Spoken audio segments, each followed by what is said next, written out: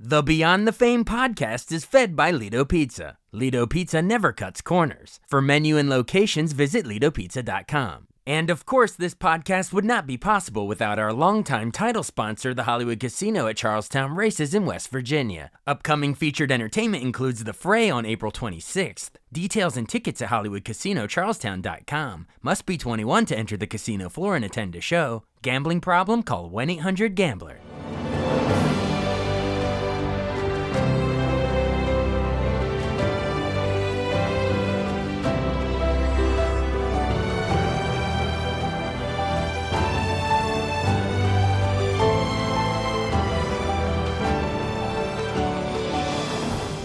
Welcome to the newest episode of Beyond the Fame with Jason Fraley. I'm your host, Jason Fraley, picking the brains of the top filmmakers, musicians, and artists of our time. Oscar-nominated film composer David Newman conducts Matilda in concert live with the NSO Pops at the Kennedy Center this Friday and Saturday, including a special Q&A with Danny DeVito and Mara Wilson. He joined me to reflect on his career from the Mighty Ducks to The Sandlot, from Tommy Boy to The Nutty Professor, from Anastasia to Ice Age, as well as his favorite film scores by his legendary father Alfred Newman, brother Thomas Newman, and cousin Randy Newman. Hey, David Newman. Hey, thank you so much for joining the show today. It's an honor. Oh, it's great to be here. So many great scores you've done over the years that we can get into. But first, we got to tell everyone we're talking because you are going to be conducting the NSO Pops at the Kennedy Center for Matilda in concert on April 25th and 26th. So yes. Explain. We can go to the movie itself in a minute, but explain how exactly it works. Are you on stage conducting the score live while the movie plays on the screen? I can explain it, but for those of your audience that are going to come, you have to experience it. Yeah. So essentially what it is that the movie is projected in its full length with the lights out, almost like in a movie theater. But what we do is mute the music in the movie and we play the music live. And as a special treat for Matilda, the director, Danny DeVito, will be there on stage doing his voice narration, what we call in the business of voiceover, which kind of is peppered throughout the film. But otherwise, you're watching the movie, but it's a live event, but the orchestra's in stand lights. But it's a whole experience because part of the experience is also being with other people watching a movie that you've probably seen before, or most of the audience will have seen it, or are bringing their kids to see it, and being with other people in an environment where as to how the movie was originally designed to be seen. The way we watch movies now was not the way most movies were designed up through the the aughts of 2000. Streaming, you could watch movies on television, but still people were going to the theater. Now it's much more of a rarity, so it's much more of a special event. But again, you have to experience it. It's very hard to explain, but it's a wonderful communal, interesting orchestral hybrid event, for want of a better way of defining it. Oh yeah, I mean I've been to several live with the NSO. Well, they do it at Kennedy Center, but I've seen a punch out at Wolf Trap as well. The NSO, it's an amazing thing to watch all those talented music. But it's hard to explain, isn't it, to somebody that's never seen it? It doesn't. They always make it. When I speak with them afterwards, they say, "I just didn't know what it was like." You can describe it, but you hear the audience laugh and react. It's just palpable, and the audience affects what happens to the music because the music is now live. So it's symbiotic in that way. It's a very joyful event.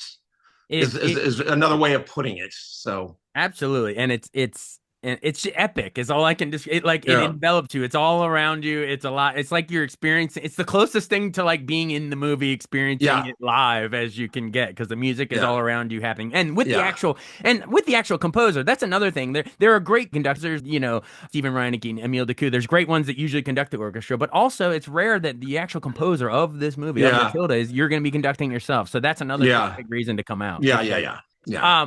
Yeah. Well, that is great. And I guess I should address the elephant in the room. I know this concert was announced before the big political controversy where the president, took over the Kennedy Center as chairman. A bunch of folks left. Some artists canceled, Ben Folds, Issa Rae, but others stayed. Like we saw Conan O'Brien still came for the Mark Twain Prize along with, Letterman and all of his guests. So, and you and I had already agreed to do this interview before all of that went down. So I guess I just wanted to ask you, like, why did you decide to stick with the dates? Is it No, more? where I don't want to get into politics. It has Sure. nothing to I really don't want to talk about that, if that's Okay, we can. okay. No worries Yeah. at all. Well, allow me to just say that I think there are hardworking members of the NSO Pops and artists, of course, that are still trying to make a living. So even though I'm personally troubled by the political takeover and everything that's happened there, it's supposed to be a bipartisan, institution. The NSO is sort of its own separate entity. So I want to support the local artists. Yeah. All right. Well, and back to so you said Danny DeVito's going to be there, which is great. And then how about Mara Wilson? I think also Yeah, is gonna Mara be there, right? Wilson.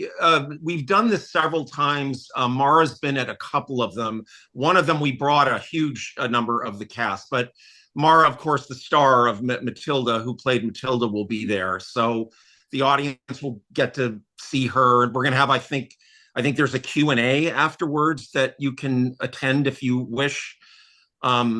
And where we will answer audience questions, whatever that might be. And I'm sure Mara will be at that. So Yeah. we're excited about that.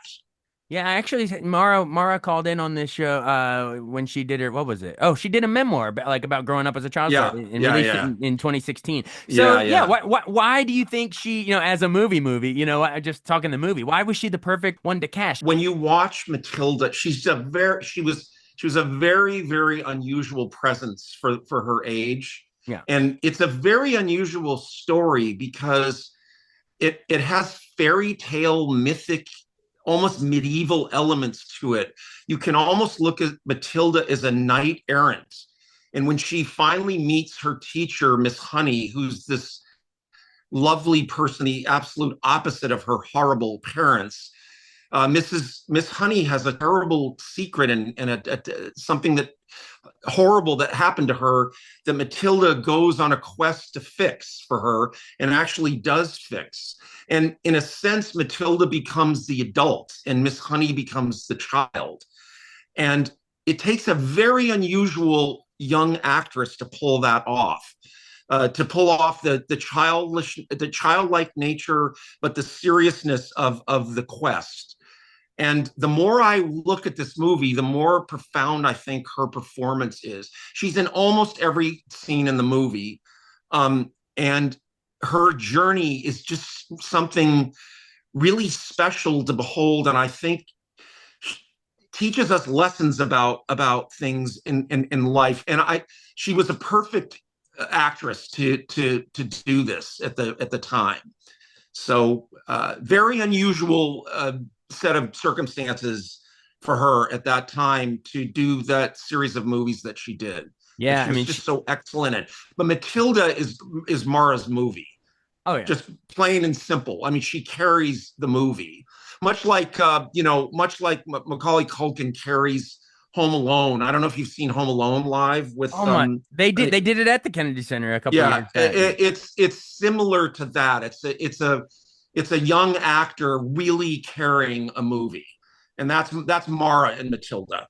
Oh, and thanks for saying that, because yes, you're right. I mean, yes, she was in Miss Doubtfire, but that was more Robin's movie and Sally Field, and then and then the Miracle on 34th Street remake, that was still Richard Attenborough as Santa. So, but this one, she really steps into the lead and carries it. It's unbelievable. And she becomes the adult in the. She's the one that figures out what to do. I mean, she has magical powers, sure, of course, but she doesn't use it as a willful child. She does it on a mission. She has a quest. And as I said, they're remnants of medieval knight errant quests. Like, obviously it's not a religious quest, but it's like a knight doing something for his lady. She does it for Miss Honey, who, Embeth, just the most lovely actress too. Just they're their relationship is just lovely in the movie. It becomes a big part of the movie. Obviously, the second half of the movie. So Yeah, you said Embeth David's yeah, just yeah, on Schindler's yeah. List Who's as Miss Honey, and then right? Pam Ferris, people, Yeah, who's the Trunchbull? the Who's sadistic Miss Trunchbull. yeah, but they're all kind of fairy tale mythic characters. They're over the top Yeah, characters in a way. You notice they're named for their names mean something about their character, which is a very 19th century kind of Dickens procedure, a literary yeah, procedure where you name the character kind of what their character is like. right. So it's a lovely story, and Danny DeVito just the way when you look at the way the camera angles are, how much the camera angles are from the child's point of view, from Right. the young person's point of view, much like in Home Alone as well. There's a lot of that as well. Yeah. But Matilda is I think more operatic in a way. It's such a big idea, the movie. That's why we could put so much big music in it. Yeah, You absolutely. can't put music in a movie unless it quote unquote works. And no matter how much you like the music, it has to work with the movie. And everyone knows when it doesn't work. So Danny's movies tend to be more operatic. Therefore, they allow more of a statement from music to help tell the story. Thanks for mentioning, because when you interview composers, they mostly talk about the music, obviously. But thank you for going into sort of the cinematic language of Danny's direction too. That's a Yeah, real treat for our listeners, and of course, you get to yeah, see him on screen with yeah. his. Well, I guess at the time they were together, Rhea Perlman, Yes, yes. as Matilda's sort of Mother. mean parents. Which, if you ask Yeah, me, that kind of prime. Don't you think that kind of primed audiences a little bit that for what would come in Harry Potter? Well, yeah, yeah, which, by the yeah, way, directed by Chris Columbus, which is yeah, Home yeah, Alone and yeah, Miss yeah. Doubtfire. So there's lots of It's a tie-ins with. it was a very interesting era of movies, from the Yeah, 70s up to the yeah, 2000, the 2010 or whatever, when it kind of changed, when yeah, it went to more episodic, yeah, where all the oomph went to sort of episodic streaming shows. yeah, absolutely. Music is great in a 90-minute, 2 hour block, because you can make a statement. Yeah, But if you have to write hours and hours and hours of music and a narrative, cinematic image, it's very hard to make a statement, because it just gets so repetitive, because music by its nature is has to reference something. Even abstractly, you make a musical statement, something has to reference that statement, or it yeah, has to reference something extra musical.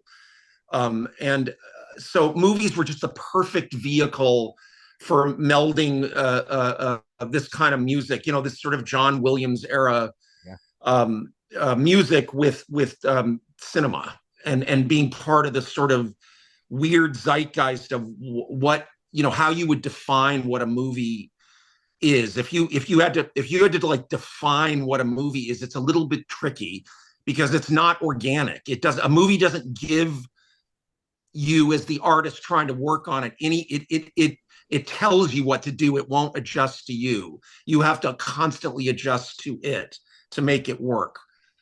But everybody that does it loves it. That nobody works in movies that doesn't love movies. I don't care how much they're getting Right. paid. Yeah. They love it. No one would do it if you didn't love it. So all the people working, the people making costumes, decorating the set, doing props, doing makeup, hair, doing costumes, they all have their own complete rich history of cinema. They all are cinephiles generally, and love doing it. And that's sort of what makes a movie what it is this giant group of people trying to make something beautiful. And we as musicians are part of that. But we're not the only thing. We're just part of a group trying to make something, spectacularly wonderful in a movie. Sometimes it works, most of the time it doesn't work. But the times that it does work are worth it for all the times it doesn't work. Yeah, absolutely. Well, you just gave me the perfect segue because yes, you are a cinephile. I am a cinephile. I love talking movie history, and you were basically born to be a cinephile. You were born in Los Yeah. Angeles in '54. I mean, the year of great scores like On the Waterfront and Yeah, Rear yeah. Window and all those You're great years right. of Also, '54. 54 is the CinemaScope VistaVision widescreen response to television that cinema did because they were losing people to television. So Yeah. they made what, my father, who was running the music department at 20th Century Fox, they brought out, well, really 53, but they brought out all these CinemaScope movies, How to Marry a Millionaire, The Robe, some good, some not so good. And then all those Yeah. Rodgers and Hammerstein musicals Yeah. later that decade. Thanks for And mentioning that. 54, you're right, yeah, was VistaVision's first yeah, White Christmas, I believe. yeah. They were. It was the comp. It was to combat people staying home watching TV. Right. They're the Basically, old is four what by they were doing. three Right, home movie right, experience. Yeah, exactly. Yeah, exactly. yeah. And widescreen was great for music because it gave more optical tracks that you could use for actually it wasn't depending on the system, Yeah. it really widened the dynamic range of music in movies. You can absolutely tell the difference between a widescreen Oh. and what came before. So Oh, I just think of those like Bernard Herrmann, like Vertigo, like those widescreen. yeah, Oh, yeah, yeah. it But envelops you. the technology helps with that Yeah. because there wasn't the technology to split it out like that and make it that much more impactful before the technological breakthrough Nice.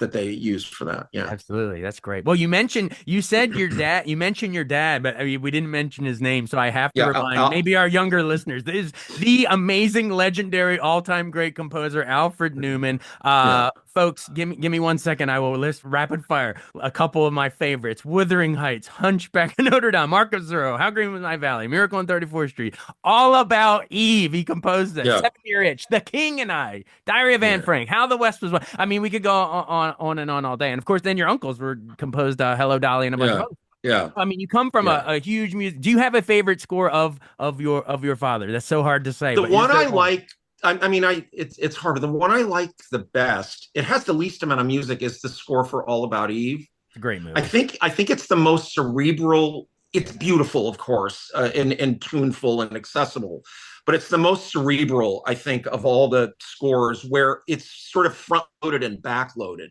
Yeah. And it's exquisitely beautiful and a very very dark social Darwin story. Yeah. I mean, when you think of the story of All About Eve, it's all dark.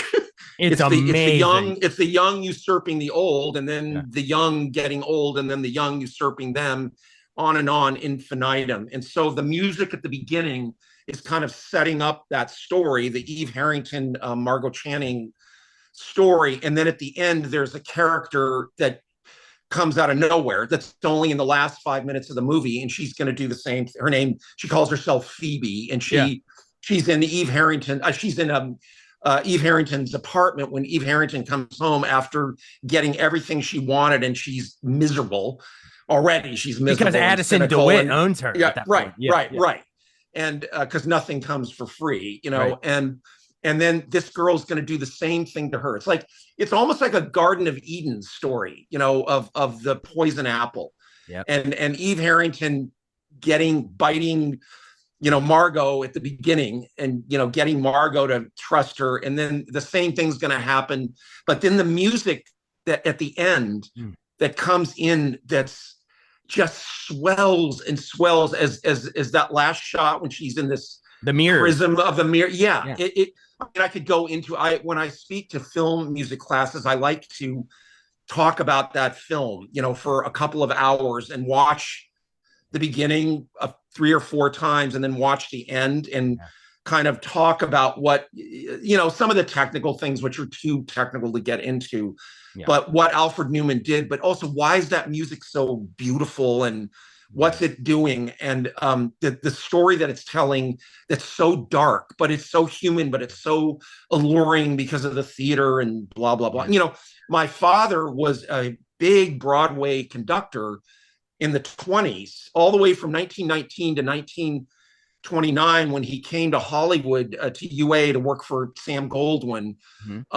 He was a very, he'd worked with Gershwin and Irving Berlin and, a big Broadway conductor. So his roots were always Broadway and the theater. And I think that movie was special for him because it's a story of how beautiful and seductive that is. And then the ugly side, not maybe just of the theater, but just of human, of the proclivities of human beings, and showbiz in general. Showbiz. And Sunset Boulevard comes out that same year. Right, so you have Broadway and Hollywood critiques. Showbiz is a metaphor for life. Right. Right. And by the way, and thank you for calling out mentioning that final shot of like the infinite mirror reflections, because that visually, Mankiewicz is a genius, the director. Yeah, genius. He's showing all, I guess he'd just done Letter to the Three Wives right before that, but in already that last shot, visually you're seeing that this is a cyclical, usurping. And by the way, so a lot of people talk about that. I think I noticed something. I've never seen anyone mention this, so I want to ask you next time you watch it, earlier in the movie, if the mirror shot's the payoff at the end, right? Earlier in the movie, when we first see Eve Harrington, I think it's Karen Richards, it's Celeste Holm that sees her in the alleyway and brings her back to see more. Go back and watch that scene in the alley. The way Mankiewicz first sees her, it's through a little slit in, it's like a stairway up to the stage. Oh. So I truly think he's saying, and this is just me being symbolic film theory guy, but it's like you're seeing she's going to be a climber. She's literally just going to climb the ladder. And I don't know. That's see great. If that works. I might be making that up. I also, this is what I try to get the film music students to talk like. Yeah. Because this is the way you communicate with most people that are making film. They don't understand the language of music. They understand that language. The visual. So for instance, I also think the mirror image is also the actors looking into the dark of the theater. And the audience mirroring back to them what's happening, and then vice versa, the audience in the dark looking at the light, the actors on stage, and it mirroring back to them their emotions and feelings. And I bet if we went through the whole film, there'd be more of that. Oh my God, we can talk about. We're definitely sidetracking. I want to get to some of your other career, your scores, but one final point on all of it, because it's amazing. Like there wouldn't be the fractured story. I guess Citizen Kane did it before, but like All About Eve, again, the fractured, moving the pieces around, like the pulp wouldn't be the Pulp Fictions and stuff without that. There wouldn't be Scorsese Goodfellas doing freeze frames like happens when Eve is getting the trophy. It's a masterpiece. All right, that's my favorite. That's why I think it for my dad, for Alfred Newman. I think a lot of that he's now working with a great auteur director, which mostly, I mean, some of his movies did, but where he is doing something really cerebral that actually it actually does not seem anachronistic, where a lot of that style now, that musical style does to young people seem just so old, but I love it, man. And your dad, not. I mean, of course I love it. It's anyway. So totally. Yeah, we're off topic. So to me, we're getting into the good stuff.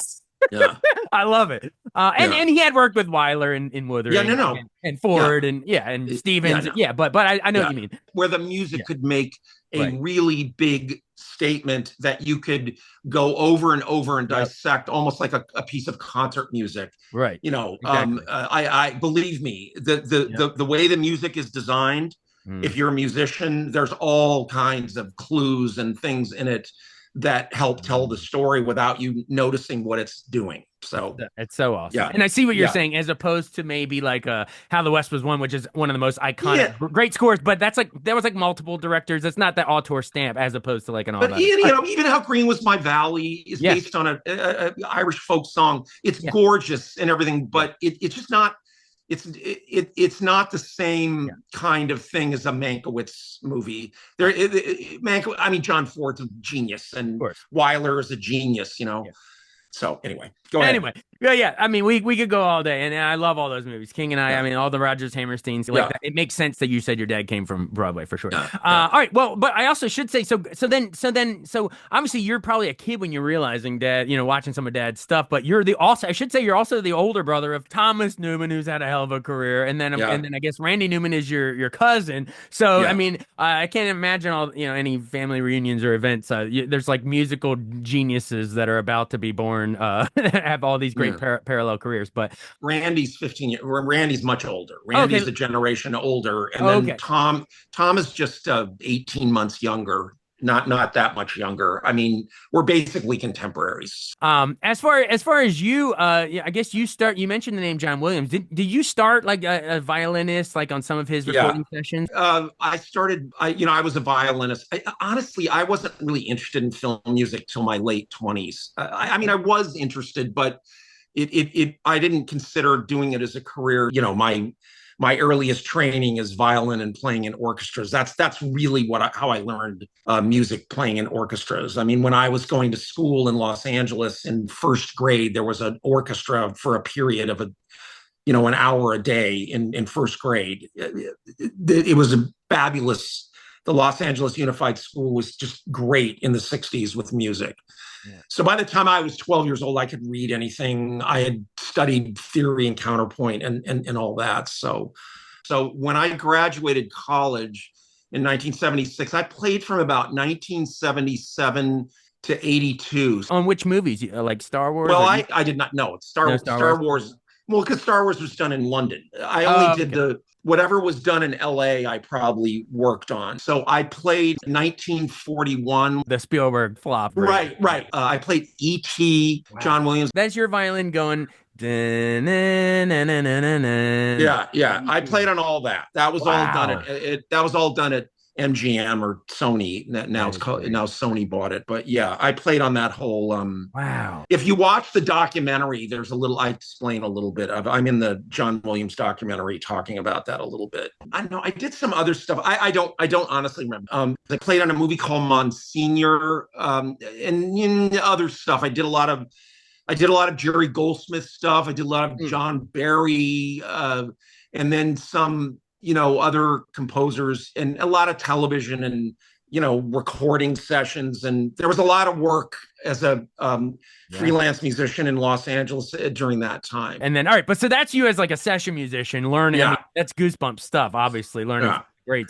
But your actual breakthrough, I guess, what was it? Tim Burton's Frankenweenie, the short? Was that your first? Not really. My breakthrough was Throw Mama from the Train with DeVito, I would say. I had done a film before with Stephen Herrick called Critters, and Danny liked it. And then Throw Mama was really the linchpin for me to get going. Throw Mama was kind of, it's a takeoff on a Hitchcock film. And so I referenced Bernard Herrmann or some of the intervals that he used, the augmented intervals, and the minor major seventh chord that he uses all the time. Like you said, the opening of Vertigo. Yeah, which is it's a certain chord that's a minor triad with a major quality that you would in film would make you think of Hitchcock and Herrmann. But in Vertigo, it's not funny. You can't. Right. There's no funny in it. In Throw Mama, it has to be funny. Yeah. I mean, it doesn't. But the music doesn't make it funny. The music allows it to be funny.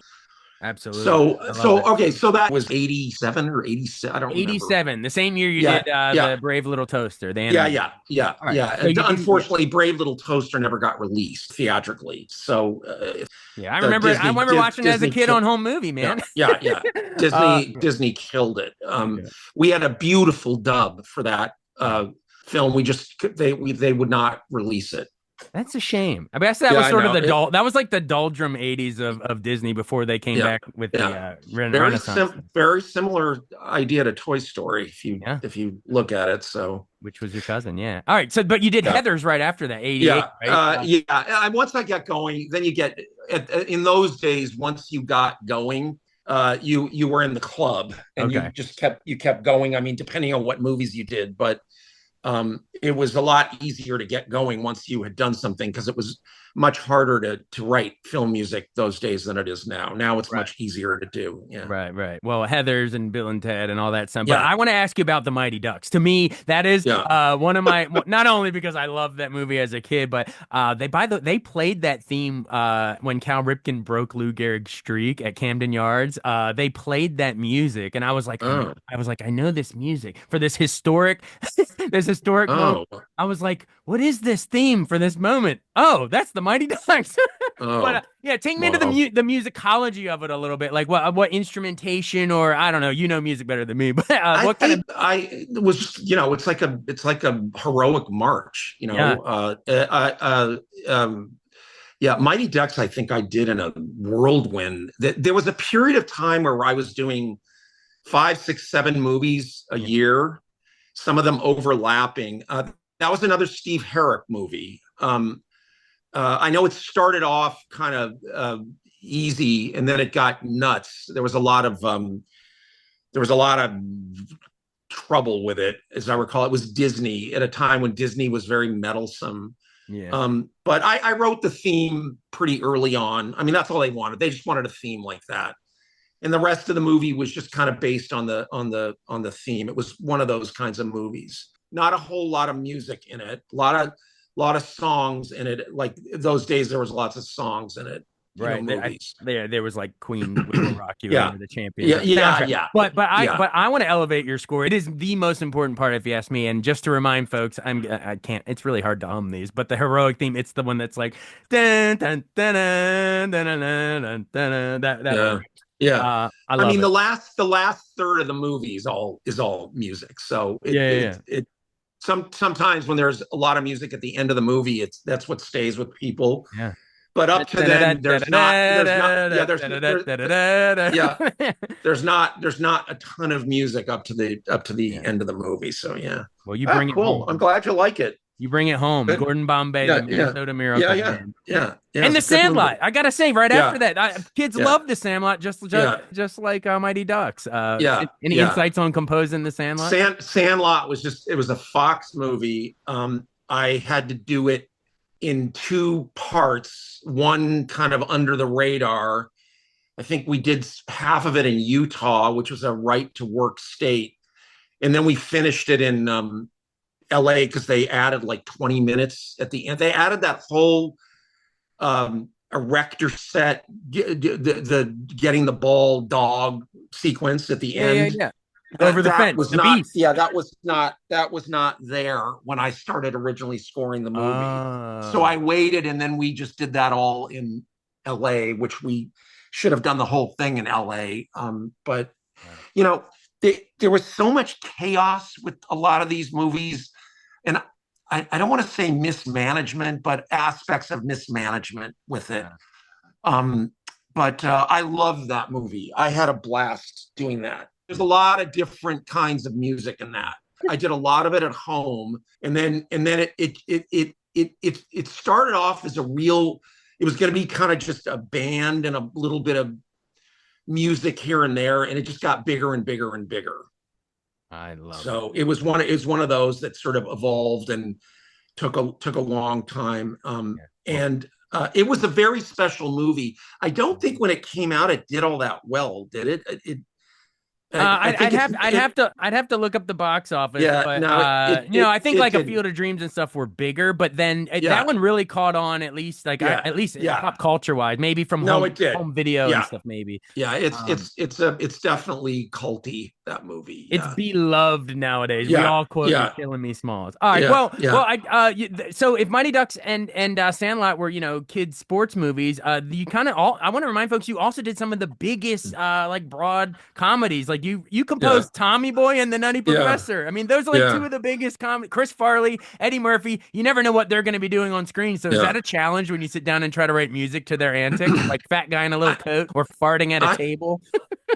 I don't know. I had a certain way of doing them. Yeah. Those movies would be like really like crazy, zany, funny. And then the last third would be like not romantic comedy, but kind of bro romantic, I don't know what the word would be, a Romance. bromance at the end. Buddies, yeah, And romance. and they would sort of hire me because I could write that, and I could write the quirky stuff, and I could write stuff that wasn't too silly but would kind of straddle the fence of those two. I did a couple of those movies early on, and then you just get hired to do the same thing over and over and over again, Right. or the same kind of genre over and over and over again. So that's how my career went. All right, so after those big broad comedies of Tommy Boy and the Nutty Professor and Come On Cletus, all that stuff, I Yeah. want to shout out. You get an Oscar nomination for Anastasia, Yeah. which was a Don Bluth. Everyone remembers it was sort of like the Disney rival there for a while with Five, Yeah. An American Tale, and actually The Land Before Time was the first movie I ever saw in a theater. So I Oh. have affinity for Don Bluth. Also, All Dogs Go to Heaven, etc. But Yeah. memories of what musically you were trying to go for with Anastasia. Well, Why do you think that was it, the one to earn the Oscar nom? Just career oh, recognition. because people like the songs. Yeah, yeah. I view Anastasia as a musical, Right. like the Rodgers and Hammerstein musical. I mean, Yeah.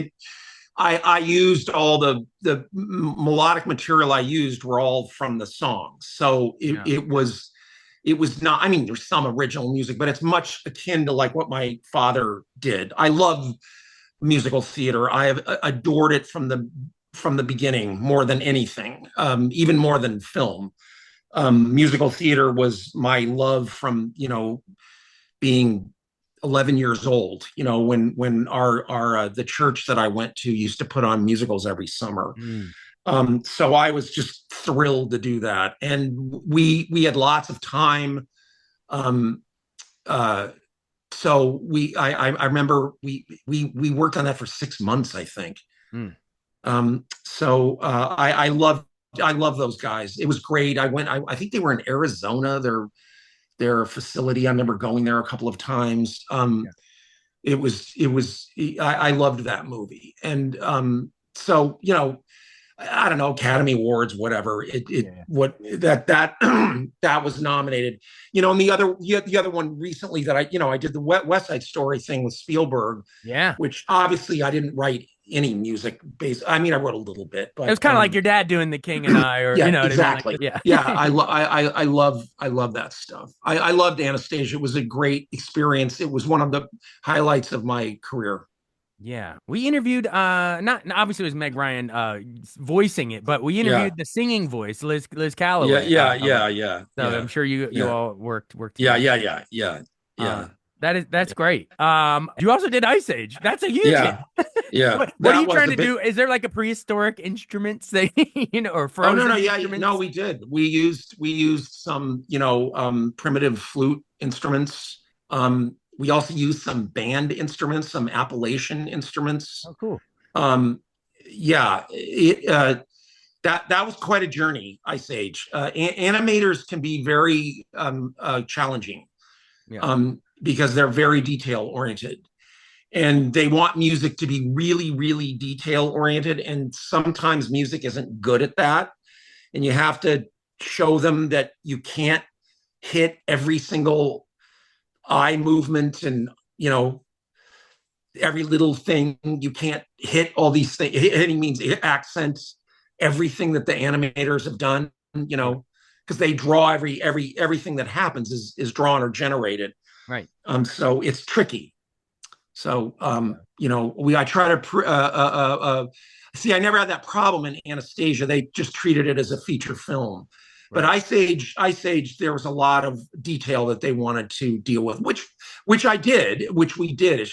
It was an arduous process. And that opening cue, I remember, was a real bone of contention because I wanted it to be kind of low key and funky, and they wanted it big. So we eventually made it big. But I kept the funky stuff in it, the Appalachian stuff in it, and it was the theme. Again, theme.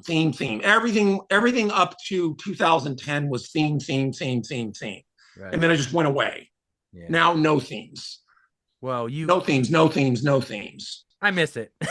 Well, if they took Brave Little Toaster and made it not in theaters, I think you got your payback because Anastasia gets you an Oscar nomination and Ice Age is Yeah, like a top 10 grosser, not to mention all the sequels. So I think your yeah. animation legacy is secure now. Well, I didn't do any of the sequels. They never Yeah. asked me back, so that Oh, might well. tell you something. You Well, know, what? you have your goods and bads, and some people you get along with, some people you don't.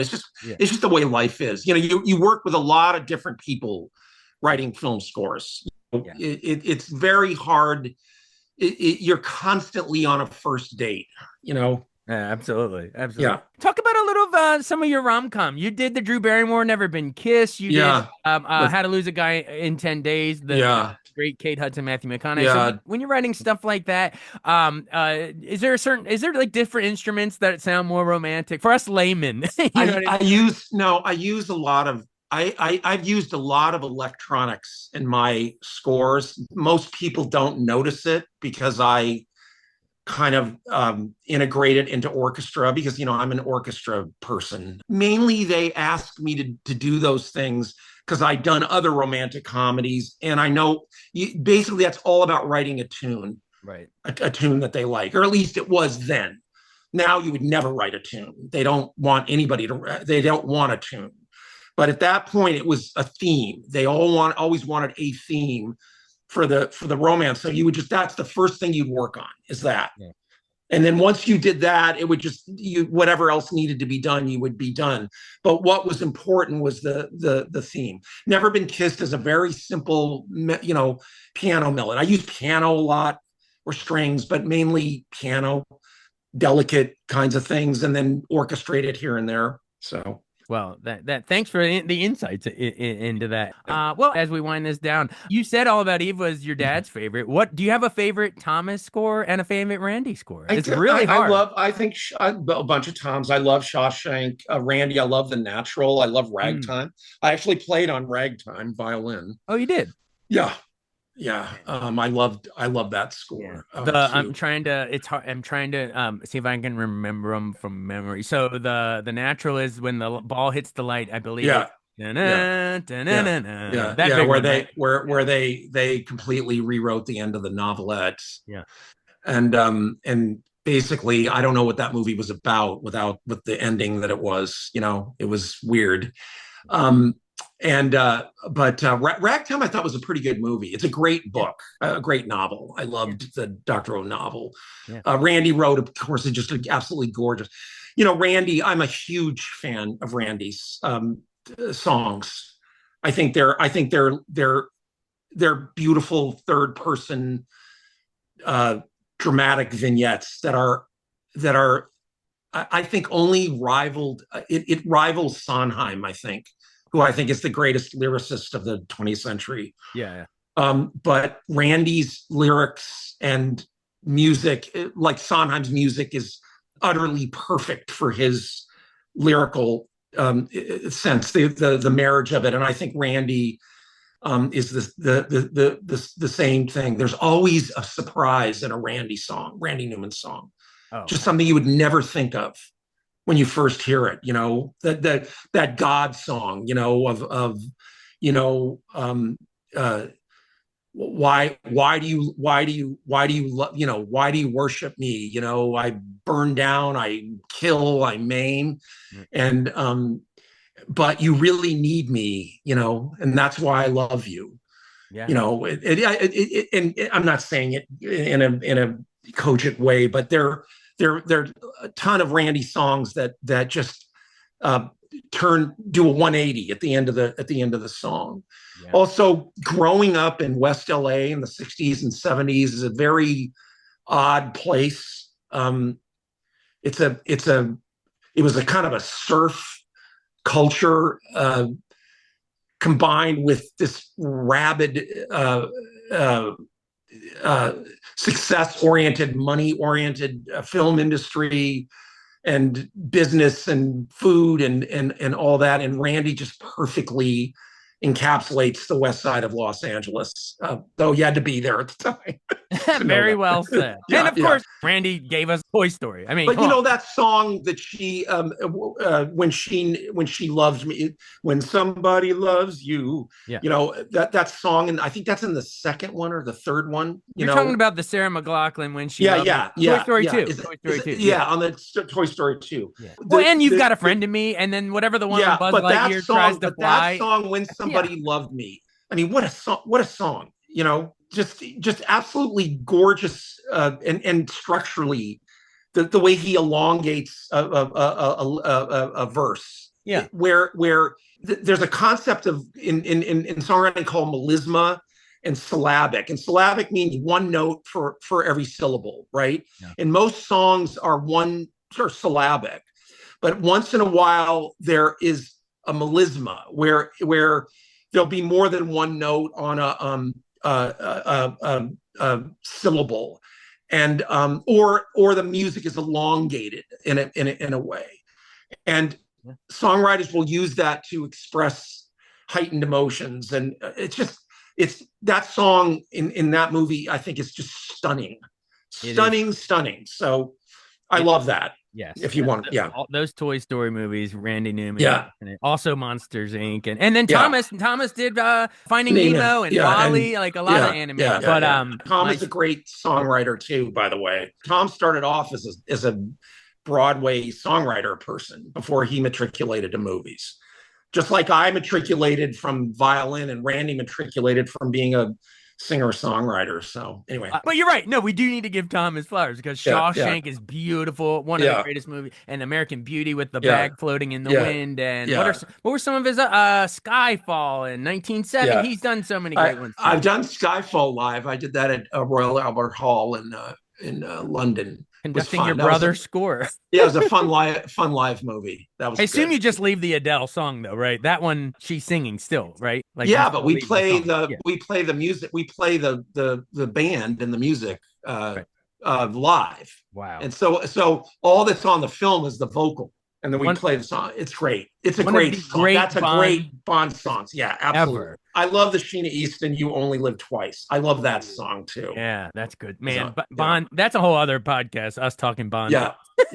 But figure out a way to wrap it back around to Matilda, and here's how I will do it. Because Randy did the score for James and the Giant Peach, which was Roald Dahl, and that is Matilda. So let's wrap it back around. Talk about Roald Dahl. You said there's a lot of characters like Trunchbull, which is an old Dickensian thing, but Dahl did it a lot too. Veruca Salt and Willy Wonka, etc. Yeah. So explain why this concert and Matilda the movie, why similar to Wonka, it's definitely for kids. Bring the family, but there's a little bit of an edgier, darker side to Dahl. Oh no, so adults will enjoy this too, right? Yeah, it's a very edgy adult. I know they were constantly looking at it and saying, "Is this too much for kids?" But kids love it. All the concerts that we have done, there have been lots of kids, and a lot of the kids, the little bit older kids at the Q&A will ask incredible questions about it. Yeah. So it is, they are getting it, what it's about. Again, it's a lovely concept. It's a lovely, uplifting story. Matilda bends life to the better. She makes things better at the end of the movie. So what more can you ask? Sort of that is it telekinesis, psychokinetic? Yeah, I don't know. Kind of like Carrie would have been the version of like straight horror, but Matilda's more of it's edgy but playful, like a Harry Potter would later. Like it's she can move. She can move objects with her mind. Right. But what she eventually does is scare the Trunchbull to death, not to death, but out of town. Yeah. She doesn't kill her. She just she makes her leave town. And then the house goes back to Miss Honey, and everybody lives happily ever after. She sends that Trunchbull. Yeah. She sends her packing. Yes. I love it. Basically, it's for the whole family. So everybody. Yes, it definitely is for the whole family. David Newman will be conducting Matilda in concert live with the NSO Pops at the Kennedy Center on April 25th and 26th. Thank you so much for making so much time, going in such depth into All About Eve and the rest. I love it. Me too, Jason. It was great. Love the conversation. Thanks so much for listening to Beyond the Fame with Jason Fraley. Our theme music is Scott Buckley's Clarion. Remember to give us a 5-star rating if you like what you hear. We'll see you next time.